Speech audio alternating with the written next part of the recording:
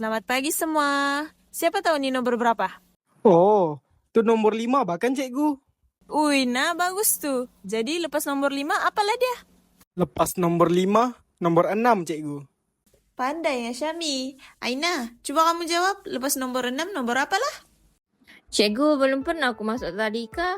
Di Sabah, masih ada kanak-kanak yang masuk sekolah rendah tanpa pendidikan prasekolah. Ada juga yang tidak dapat bersekolah kerana tiada dokumen pengenalan diri. NGO di Sabah sedang membantu merapatkan jurang ini. Namun, mereka masih memerlukan sokongan dan sumber yang mencukupi.